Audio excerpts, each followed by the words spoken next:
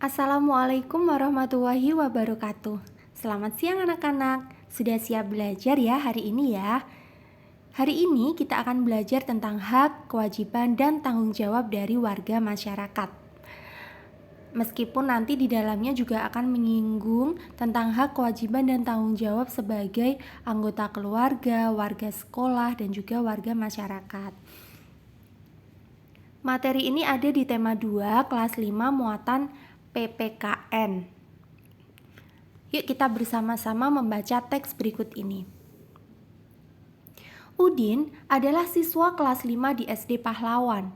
Setiap hari dia memperhatikan setiap materi yang disampaikan oleh gurunya. Dia juga selalu berusaha mengerjakan tugas-tugas yang diberikan dengan sebaik-baiknya. Jika ada hal-hal yang tidak dipahami, dia tak segan bertanya kepada gurunya dan mendapatkan penjelasan dari yang dia tanyakan. Setelah belajar, dia selalu mendapatkan ilmu dan wawasan yang baru.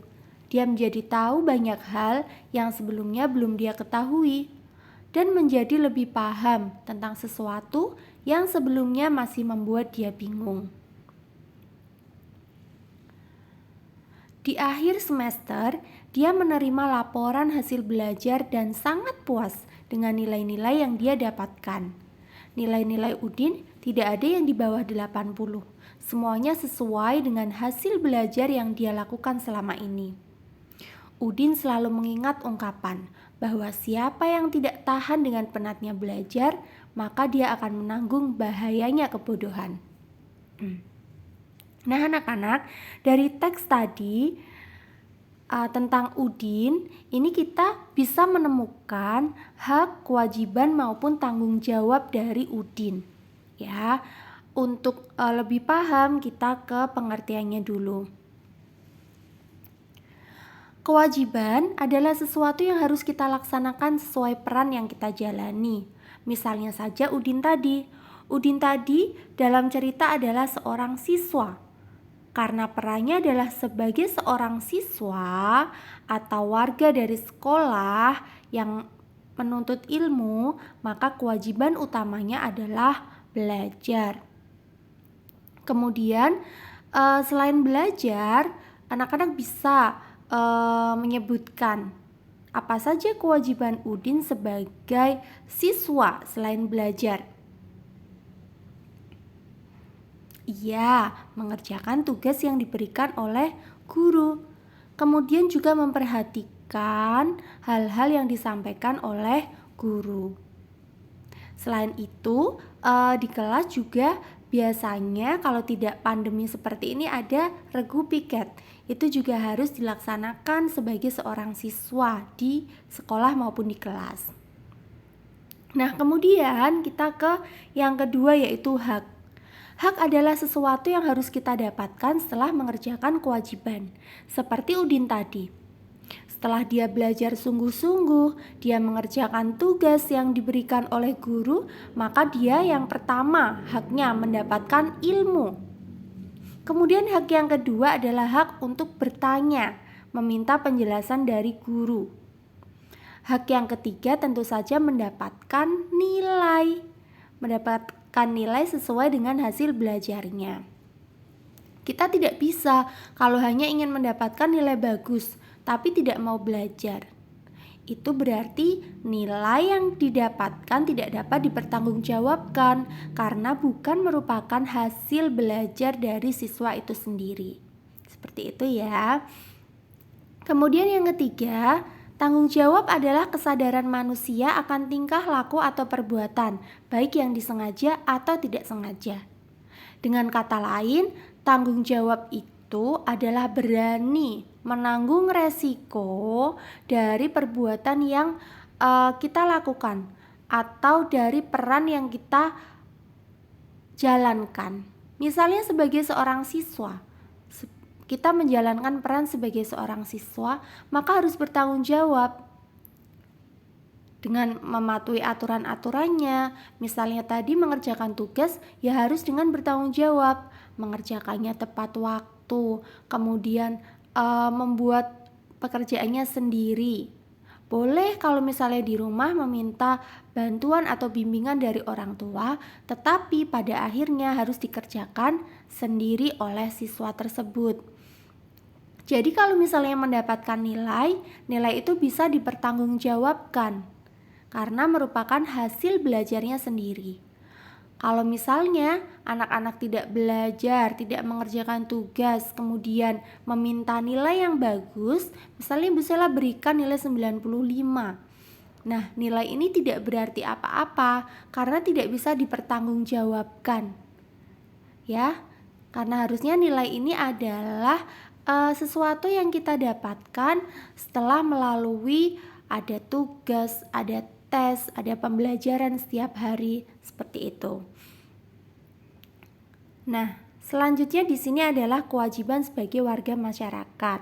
Ya, karena saat ini hari ini kita masuk ke subtema 2 dan di situ lebih menyinggung tentang kewajiban, hak dan tanggung jawab kita sebagai warga masyarakat. Ini kewajibannya yang pertama, menjaga kebersihan, keamanan serta ketertiban umum.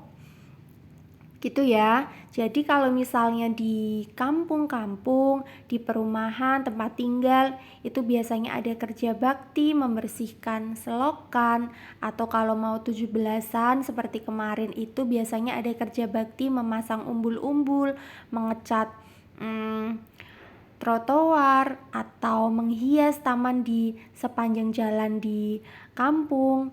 Itu contoh dari kewajiban menjaga kebersihan.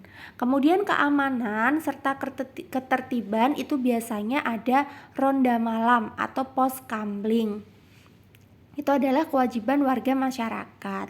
Kalau anak-anak kan masih kecil tidak mungkin ikut pos kamling ya, jadi biasanya adalah ayah-ayah yang ikut. Nah, untuk kebersihan, loh Bu, aku kan masih kecil, tidak bisa mengecat atau mungkin tidak bisa memasang umbul-umbul. Anak-anak bisa membantu yang lainnya, misal membersihkan, menyapu, mengambilkan peralatan-peralatan yang dibutuhkan seperti itu. Yang kedua, menghormati orang di lingkungan sekitar. Itu contohnya, kalau misalnya di lingkungan tempat tinggal anak-anak ada yang berbeda agama, itu tidak boleh dikucilkan. Kita harus bersama-sama sebagai sesama manusia harus saling menghormati. Kemudian kalau ada yang berbeda suku, berbeda budaya, juga tidak boleh diejek. Ya, harus bergaul bersama, saling menghormati, saling menghargai agar lingkungannya menjadi nyaman. Yang ketiga, menaati berbagai peraturan yang berlaku atau norma yang berlaku. Contohnya, kalau di gang-gang itu biasanya ada tulisan, jangan ngebut banyak anak kecil.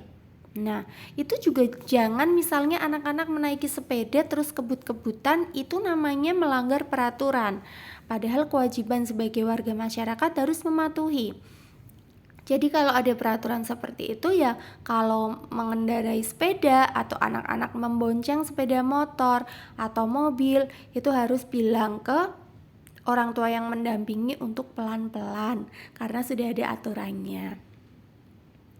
Atau misalnya lagi aturan untuk memakai helm ketika mengendarai sepeda motor, itu juga harus ditaati. Karena itu juga untuk kepentingan atau demi keselamatan dari warga masyarakat sendiri.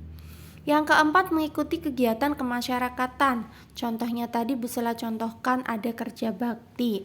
Kemudian kalau misalnya ada 17-an, biasanya kalau tidak pandemi itu ada tirakatan atau ada perkumpulan-perkumpulan lain di masyarakat sekitar tempat tinggal anak-anak. Contohnya juga adalah musyawarah. Ya, nanti kita akan bicara musyawarah di bawahnya. Selanjutnya adalah hak sebagai warga masyarakat. Yang pertama, mendapat perlindungan hukum. Jadi kalau ada warga masyarakat yang tersangkut masalah hukum, itu berhak mendapatkan perlindungan. Tidak peduli kaya atau miskin, pekerjaannya apa, tapi semuanya berhak mendapatkan perlindungan hukum. Yang kedua, mendapatkan pekerjaan dan penghidupan yang layak. Penghidupan yang layak ini juga bisa kita dapatkan didapatkan kalau kita melaksanakan kewajiban, yaitu bekerja. Kalau tidak bekerja tentu tidak bisa mendapatkan penghidupan yang layak. Kemudian yang ketiga, menikmati lingkungan yang bersih, aman, dan tertib. Itu juga tentunya kalau kita sudah melaksanakan kewajiban, misalnya ikut kerja bakti, ikut membersihkan lingkungan, ikut poskamling, maka sebagai warga masyarakat dapat menikmati lingkungan yang bersih, aman, dan tertib. Yang keempat, melaksanakan ibadah sesuai agamanya. Ini tidak ada yang boleh melarang. Misalnya anak-anak di lingkungannya ada salah satu orang yang agamanya beda sendiri, kemudian anak-anak melarang orang tersebut untuk beribadah, itu tidak boleh ya, itu melanggar hukum. Karena setiap warga negara berhak melaksanakan dan menganut agama dan melaksanakan ibadah sesuai agama dan kepercayaannya. Yang kelima, berpendapat dan berorganisasi. Jadi, kalau misalnya ada kumpulan RT atau musyawarah atau kegiatan apapun, itu sebagai warga masyarakat berhak berpendapat. Tidak boleh misalnya kepala desanya melarang semuanya untuk berpendapat, harus manut sama kepala desa. Itu tidak boleh. Ya, jadi berpendapat itu adalah hak setiap warga masyarakat dan bahkan setiap warga negara. Selanjutnya, berorganisasi. Ini contohnya kalau misalnya ada yang ingin ikut PKK, Karang Taruna, atau organisasi keagamaan, itu kita mendapatkan hak ya, tidak boleh dilarang. Yang keenam, mengembangkan kebudayaan daerah sesuai dengan daerahnya masing-masing. Nah, seperti yang Bu Zala sampaikan tadi, kita akan belajar tentang musyawarah. Musyawarah ini berasal dari bahasa Arab, yaitu syawara, yang artinya berunding, urun rembuk, atau mengajukan sesuatu. Dalam Kamus Besar Bahasa Indonesia, musyawarah ini merupakan pembahasan bersama atau rembukan begitu ya gampangnya, dengan maksud mencapai keputusan atas penyelesaian masalah. Misalnya, akan ada kegiatan lomba Agustusan. Nah, itu biasanya ketua RT atau kepala desa mengajak masyarakatnya untuk rembukan. Itu namanya musyawarah.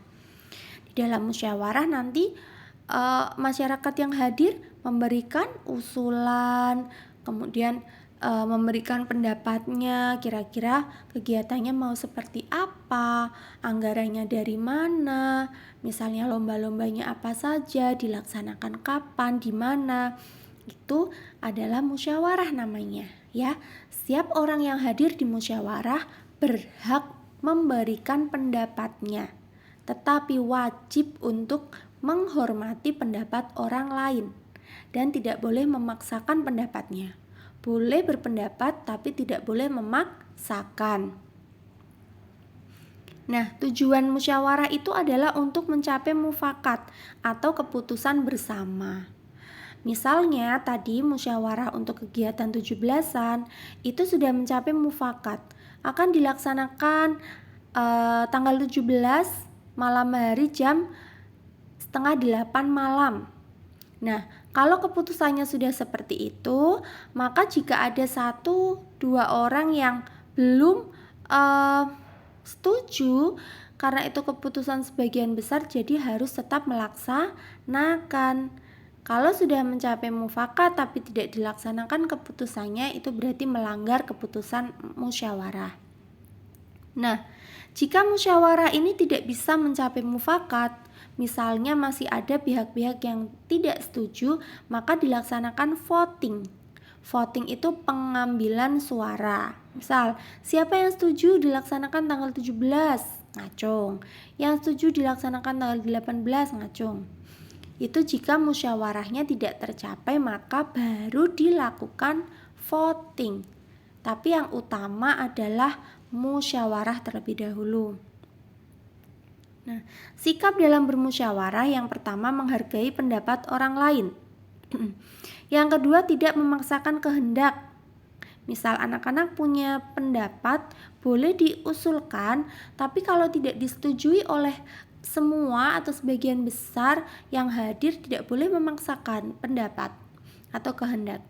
Yang ketiga, melaksanakan hasil keputusan bersama. Dan yang keempat, memberikan usul dengan sopan, dengan suara yang jelas, terdengar tapi tidak terus keras-kerasan. Seperti itu ya.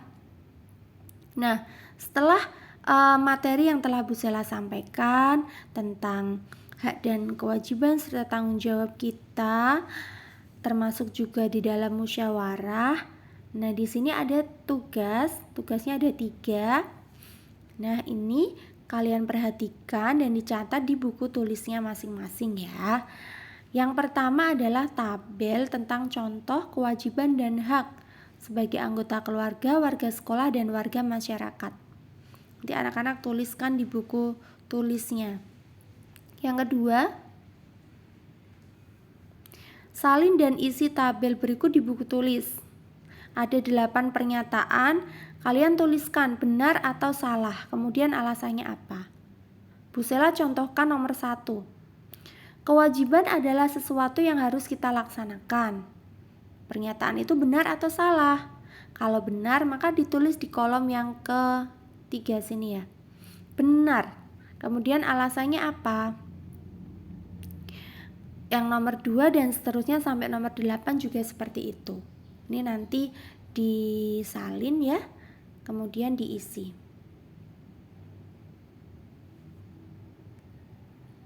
Tugas yang ketiga, tuliskan 3 kegiatan musyawarah yang pernah dilakukan di lingkungan masyarakat tempat tinggal kalian. Ya, 3 kegiatan musyawarah. Kirim jawaban ke WA Bu Sela paling lambat hari Senin tanggal 23 Agustus 2021. Jadi masih ada waktu, silakan dikerjakan sebaik-baiknya beserta dengan pembelajaran dan tugas-tugas yang lain harus dikerjakan dengan baik dan sungguh-sungguh agar mendapatkan ilmu yang bermanfaat. Sekian dari Bu Sela, mohon maaf jika ada kesalahan. Selamat belajar anak-anak. Wassalamualaikum warahmatullahi wabarakatuh.